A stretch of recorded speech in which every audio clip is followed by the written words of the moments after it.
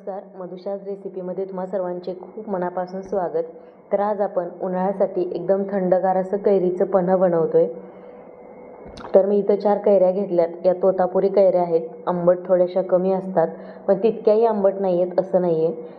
आणि पन्ह बनवण्यासाठी जेव्हा तुम्ही कैरी निवडता तर ती कैरी छान अशी घट्टसर बघून घ्यायची, म्हणजे त्याचं पन्ह छान होतं. आता तर या 4 कैऱ्या मी घेतल्यात. माझ्याकडे छोटा कुकर आहे, त्याच्यामुळे मी 2 डब्यामध्ये 2-2 कैऱ्या ठेवून घेते आणि 1 ग्लास पाणी दोन्ही डब्यामध्ये मिळून मी ओतलेलं आहे, म्हणजे एका डब्यामध्ये अर्धा ग्लास पाणी.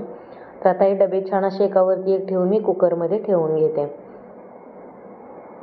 तुमच्याकडे जर मोठा कुकर असेल तर 4 कैऱ्या तुम्ही एका डब्यामध्ये उकडल्या तरीसुद्धा चालेल.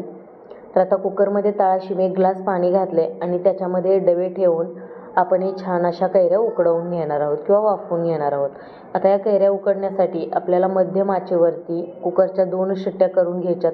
जास्त ओव्हरकुक करायचं नाही, नाहीतर ज्या साली असतात त्या ओव्हरकुक होतात आणि त्याचा कडवटपणा जो आहे तर तो त्या कैरीच्या पाण्यामध्ये उतरतो. मध्यम आचेवरती फक्त 2 शिट्ट्या करायच्या आणि कुकर थंड झाला की लगेच झाकण काढून घ्यायचं. आता कुकर थंड झाल्यानंतर तुम्ही बघू शकता या छान अशा कैऱ्या शिजलेल्या आहेत. अगदी त्याची जी साल आहे ती अलगद बाजूला निघते. आता याचा गर आपण वेगळा करून घेऊयात. आता गर वेगळा करण्यासाठी मी इथे पुरणाची चाळणी वापरली किंवा तुम्ही याला स्ट्रेनर म्हणू शकता. तर खाली छान असं एक पसरट भांडं ठेवले, म्हणजे जो कैरीचा गर आहे तो व्यवस्थित त्याच्यामध्ये पडेल आणि इतरत्र अजिबात वाया जाणार नाही. अगदी कैऱ्या अजून गरमच आहेत तोपर्यंत या छान अशा आपण मॅश करून घेऊयात. हे बघा, अशा पद्धतीने मी ती कैरी छान अशी चाळणीवरती व्यवस्थित मॅश करून घेते, म्हणजे त्यामध्ये अजिबात गुठळ्या राहणार नाहीत. किंवा काही कैऱ्यांना थोडीशी केसरं असतात किंवा जास्त केसरं असतात तर ते त्या कैरीच्या पाण्यामध्ये जाणार नाही, ते अगदी चाळणीवरतीच राहतील आणि एकदम स्मूथ असं जे कैरीचा गर आहे तर तो आपल्याला मिळेल. आणि बघा, अशा पद्धतीने मी छान अशा कैऱ्या मॅश करून घेतल्यात. या कैऱ्यांमध्ये कोय बनली आहे, त्यामुळे मला पटकन व्यवस्थित कैऱ्या मॅश करता आल्या. अगदी घट्टसर अशी कोय आहे, त्याच्यामुळे कोळीचा भाग गरामध्ये जाईल असं अजिबात होत नाही. ते बघा, कोळीसुद्धा अगदी छान अशी मी चाळणीवरती घासून घेतली, म्हणजे त्यालासुद्धा कैरीचा गर अजिबात वाया जाणार नाही. तर हे बघा, छान एकच कैरी मी मॅश केली, त्याच्यामुळे अजून गर भांड्यात पडलेला नाही आहे. आता मी अशाच पद्धतीने सगळ्या तिन्हीच्या तिन्ही कैऱ्या छान अशा मॅश करून घेते. आणि हे बघा, कैऱ्या मॅश केल्यानंतर बरोबर 1 वाटी इथं कैरीचा गर भरला आहे आणि एकदम स्मूथ आणि दाटसर असा गर आपल्याला इथं मिळालेला आहे. तुम्ही बघू शकता याचा कलर, जो कलर आहे तर तो नॅचरल कलर आहे. यामध्ये कोणतेही फूड कलर वापरले नाहीत किंवा जो हा गर आहे तर तो मी मिक्सरमध्ये सुद्धा अजिबात फिरवलेला नाही. अगदी आहे असा मी चाळणीने स्ट्रेन करून घेतला आहे, तर इतका छान आणि स्मूथ गर तयार झाला आहे. आता 1 वाटी गर भरला, त्याच्यासाठी बरोबर 1 वाटी मी गूळ घेतला आहे. हा गूळ शक्यतो तुम्ही किसून वापरा किंवा बारीक चिरून वापरला तरीसुद्धा चालेल. आता याच्यामध्ये माझ्याकडून काही मोठे खडे राहिलेत गुळाचे, त्यामुळे मी ते काढून घेते आणि छान असं मिक्स करून घेऊयात.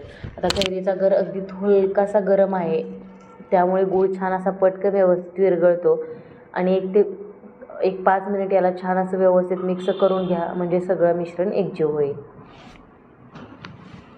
जर काही गुळाच्या खडे असतील तर ते सुद्धा तुम्ही चमच्याच्या साहाय्याने फोडून घेऊ शकता. मी छान असं मिक्स केले. आता मी यामध्ये घालते वेलची पावडर. ही घरीच वेलची मी साखर घालून बारीक केले, त्यामुळे यामध्ये थोडीशी पिठी साखरसुद्धा आहे. आणि अगदी चवीपुरतं 1 पाव चमचा मीठ मी यामध्ये घालते.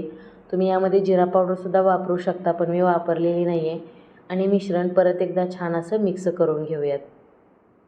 आता तुम्ही म्हणत असाल की 3 कैऱ्या वापरल्या आणि इतका थोडा कैरीचा गर किंवा कैरीचं जे पन्ह सिरप आहे तर ते तयार झालं आहे. आणि तुम्ही बघू शकता एकदम छान, अगदी वाटणारसुद्धा नाही की तुम्हाला हे मिक्सरचा वापर केलेला नाही आहे. तुम्हाला जर जास्त गुळामध्ये गुठळ्या असतील तर मिक्सर वापरू शकता, पण जेव्हा तुम्ही मिक्सरचा वापर करता तर असा नॅचरल कलर त्याला येत नाही.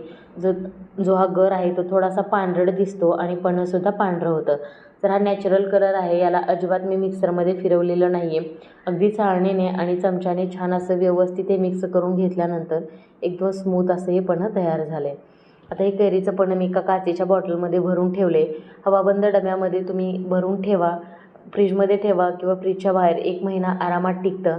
फक्त हे स्टोअर करण्यासाठी एखादा काचेचा जार वापरा, त्याच्यामुळे हे जे पदार्थ असतात साठवणीचे तर ते अजिबात खराब होत नाही. तर आता यापासून आपण पन्ह तयार करायला घेऊया. एका ग्लासमध्ये साधारणतः 3 चमचे हा जो गर आहे तर तो घ्यायचा, म्हणजे 1 ग्लास पन्ह्यासाठी तो परफेक्ट होतो. लक्षात घ्या, 1 वाटी जर तुमचा गर असेल तर 1च वाटी गूळ घ्या. हे प्रमाण अगदी परफेक्ट आहे. आता यामध्ये छान असं मी थंड पाणी घालून घेते. तुम्ही यामध्ये बर्फाचे खडेसुद्धा घालू शकता, पण माझ्याकडे नाही आहेत म्हणून मी वापरलेले नाही आहेत. पण मी हे फ्रीजमधलंच थंड पाणी घालते आणि छान असं व्यवस्थित त्याला आपण मिक्स करून घेऊयात. तुम्ही म्हणाले तळाशीच बसले, तर ते व्यवस्थित चमच्याने मिक्स केले की छान असं मिक्स होतं आणि अजिबात याच्या गुठळ्यासुद्धा यामध्ये राहत नाहीत. आणि तुम्ही याचा बघू शकता, अगदी नॅचरल कलर याला आलेला आहे. किती छान दिसतं हे पण. तुम्ही याच्यावरती थोडेसे सब्जीच्या बिया घालू शकता किंवा पुदिना घालू शकता. जर तुम्हाला आवडत असेल तर तुम्ही यामध्ये टाकलं तर काहीच हरकत नाही. किंवा हे असं जरी पिलं तरीसुद्धा हे खूप छान लागतं. आणि उन्हाळ्यामध्ये अगदी शरीराला थंडावं देणारं हे कैरीचं पन्ह आपण आज बनवले. या उन्हाळ्यामध्ये तुम्हीसुद्धा ही रेसिपी नक्कीच बनवून बघा. आणि ज्या क्वांटिटीमध्ये आपण बनवले त्याच्यामध्ये साधारणतः एक 7 ते 8 ग्लास कैरीचं पन्ह आरामात बनवून तयार होतं. म्हणजे जर तुमची फॅमिली मोठी असेल तरीसुद्धा सगळ्यांनाही नक्कीच पुरेल. मग या उन्हाळ्यामध्ये तुम्हीसुद्धा बनवताय ना हे कैरीचं पन्ह, नक्कीच बनवून बघा आणि कसं झालं हे सुद्धा मला कमेंट करून सांगायला विसरू नका. भेटूया आपण पुढच्या नवीन व्हिडिओमध्ये. तोपर्यंत धन्यवाद.